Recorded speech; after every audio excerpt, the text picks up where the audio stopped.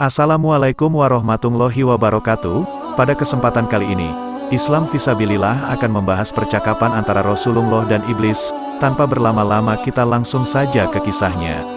Diriwayatkan dari Muaz bin Jabal dari Ibnu Abbas, ia berkata, kami bersama Rasulullah berada di sebuah rumah sahabat dari golongan Ansar. Dalam sebuah jamaah tiba-tiba ada yang memanggil kami dari luar. Wahai penghuni rumah, apakah kalian mengizinkan aku masuk karena kalian membutuhkanku? Rasulullah bertanya kepada para sahabat, apakah kalian tahu siapa yang menyeru itu? Para sahabat menjawab, tentulah Allah dan Rasulnya yang lebih mengetahui. Rasulullah berkata, dia adalah Raja Iblis yang terkutuk. Semoga Allah senantiasa melaknatnya. Umar bin Khattab berkata, ya Rasulullah, apakah engkau mengizinkanku untuk membunuhnya? Rasulullah berkata pelan, bersabarlah wahai Umar, apakah engkau tidak tahu bahwa dia termasuk yang tertunda kematiannya, sampai waktu yang ditentukan pada hari kiamat? Sekarang silakan buka pintu untuknya, karena dia sedang diperintahkan Allah subhanahu wa ta'ala. Ibnu Abbas berkata, maka dibukalah pintu. Kemudian iblis masuk ke tengah-tengah kami dengan wajah seorang yang sudah tua bangka dan buta sebelah matanya. Dagunya berjenggot sebanyak 7 helai. Rambut panjangnya seperti rambut kuda. Kedua kelopak matanya memanjang ke atas tidak ke samping. Kepalanya seperti kepala gajah yang sangat besar. Gigi taringnya memanjang keluar seperti taring babi. Kedua bibirnya tebal seperti bibir macan. Dalam kitab Tanbihul Ghafilin oleh Imam Abu Al-Lasid As-Samarkandi, diceritakan tentang pertemuan Rasulullah dengan Raja Iblis, dan terjadinya dialog di antara keduanya yang disaksikan oleh para sahabat. Allah subhanahu wa ta'ala telah memerintahkan seorang malaikat menemui iblis supaya dia menghadap Rasulullah, untuk memberitahukan segala rahasianya baik yang disukai maupun yang dia benci. Inilah cara Allah subhanahu wa ta'ala untuk meninggikan derajat Nabi Muhammad, dan juga sebagai peringatan dan perisai kepada umat manusia.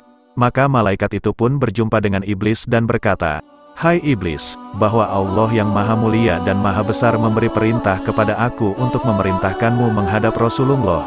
Hendaklah engkau buka segala rahasiamu, dan apapun yang ditanya Rasulullah, hendaklah engkau jawab dengan sebenar-benarnya. Jika engkau berdusta, walau satu perkataan pun niscaya akan terputus semua anggota badanmu, uratmu, serta disiksa dengan azab yang sangat keras. Mendengar ucapan malaikat yang dahsyat itu, iblis sangat ketakutan, maka segeralah dia menghadap Rasulullah. Setelah sampai di dekat Rasulullah, iblis pun memberi salam sehingga 3 kali tetapi tidak juga dijawab oleh Rasulullah. Maka iblis menjawab sendiri salamnya dengan ucapan alaihi laknat, aku makhluk terkutuk. Iblis berkata, ya Rasulullah, mengapa engkau tidak menjawab salamku? Bukankah salam itu sangat mulia di sisi Allah? Maka jawab Nabi dengan marah, hai musuh Allah, kepadaku engkau ingin menunjukkan kebaikan. Janganlah coba menipuku sebagaimana kau tipu Nabi Adam, sehingga keluar dari surga. Habil mati teraniaya dibunuh Kabil dengan sebab hasutanmu. Nabi Ayub engkau tiup dengan asap beracun ketika sedang sujud kepada Allah sehingga dia sengsara beberapa lama. Nabi Daud dengan perempuan Uria. Nabi Sulaiman meninggalkan kerajaannya karena engkau menyamar sebagai istrinya. Dan begitu juga beberapa anbiya dan pendeta yang telah menanggung sengsara akibat hasutanmu. Hai iblis, sebenarnya salam itu sangat mulia di sisi Allah Azza wa Jalla. Hanya denganmu saja yang aku tidak hendak menjawabnya karena diharamkan Allah. Aku sangat mengenalmu, engkau iblis, raja segala iblis, syaitan dan jin yang menyamar diri. Apakah hendakmu datang menemuiku? Iblis pun ketakutan dan berkata, ya Nabi Allah, janganlah engkau marah karena engkau adalah Hatamul Anbiya. Maka dapat mengenaliku?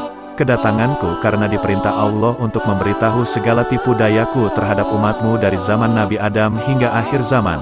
Ya Nabi Allah, setiap apa yang engkau tanya aku bersedia menerangkan satu persatu dengan sebenarnya. Tiadalah aku berani menyembunyikannya. Maka iblis pun bersumpah menyebut nama Allah dan berkata, ya Rasulullah, sekiranya aku berdusta sepatah kata pun niscaya hancur leburlah badanku menjadi abu.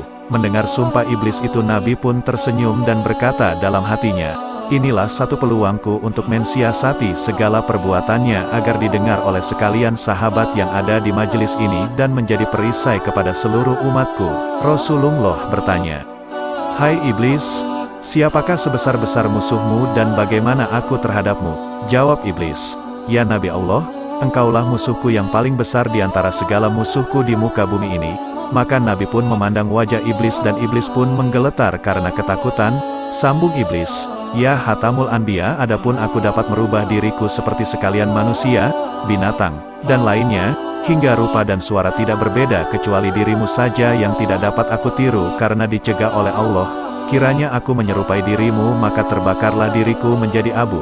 Rasulullah bertanya lagi, "Hai iblis, bagaimana perbuatanmu kepada makhluk Allah?" Iblis berkata, "Adalah satu kemajuan perempuan yang meregangkan kedua pahanya kepada laki-laki yang bukan suaminya, membuka setengahnya hingga mengeluarkan benih yang salah sifatnya. Aku goda semua manusia supaya meninggalkan sholat, berbuat durhaka dan aku lalaikan mereka dengan harta benda, emas, perak, permata, rumahnya, tanahnya, ladangnya, supaya hasilnya dibelanjakan ke jalan yang haram. Demikian juga ketika pesta yang bercampur antara lelaki dan perempuan. Di sana aku lepaskan sebesar-besar godaan supaya hilang peraturan dan minum arak. Apabila terminum arak itu maka hilanglah akal fikiran dan malunya. Lalu aku ulurkan tali cinta antar keduanya dan terbukalah beberapa pintu maksiat yang besar. Lalu aku bisikkan perasaan hasad dengki hingga kepada pekerjaan zina. Apabila mereka teringat akan salah mereka, lalu hendak bertaubat dan berbuat amal ibadah, aku rayu mereka supaya mereka tidak melakukannya. Bertambah keras aku goda supaya mereka melakukan maksiat dan mengambil istri orang. Bila kena goda hatinya, datanglah rasa ria, takabur, megah, sombong dan melengahkan amalnya. Bila pada lidahnya mereka akan gemar berdusta, mencela, dan mengumpat, demikian aku goda mereka." Rasulullah bertanya lagi, "Wahai iblis, mengapa engkau bersusah payah melakukan pekerjaan yang tidak mendatangkan faedah, bahkan menambahkan laknat yang besar serta siksa yang besar di neraka yang paling bawah? Hai yang dikutuk Allah, siapakah yang menjadikanmu? Siapa yang melanjutkan usiamu? Siapa yang menerangkan matamu? Siapa yang memberi pendengaranmu? Siapa yang memberi kekuatan anggota badanmu?" Iblis menjawab, "Semuanya itu adalah anugerah dari Allah yang Maha Besar. Tetapi hawa nafsu dan takabur membuatku menjadi jahat sebesar-besarnya. Engkau yang lebih tahu bahwa diriku telah beribu-ribu tahun menjadi ketua seluruh malaikat dan pangkatku telah dinaikkan dari satu langit ke satu langit yang tinggi. Kemudian aku tinggal di dunia ini beribadah bersama sekalian malaikat dalam beberapa waktu lamanya. Tiba-tiba datang firman Allah Subhanahu wa Ta'ala hendak menjadikan seorang khalifah di dunia ini. Maka aku pun membantah. Lalu Allah menciptakan Adam dan diperintahkan seluruh malaikat memberi hormat kepada Adam, kecuali aku yang ingkar. Oleh karena itu Allah murka kepadaku dan wajahku yang tampan rupawan dan bercahaya itu tertukar menjadi keji dan kelam. Aku merasa sakit hati. Kemudian Allah menjadikan Adam raja di surga dan dikaruniakan seorang permaisuri Siti Hawa, yang memerintah seluruh bidadari. Aku bertambah dengki dan dendam kepada mereka. Akhirnya aku berhasil menipu mereka melalui Siti Hawa.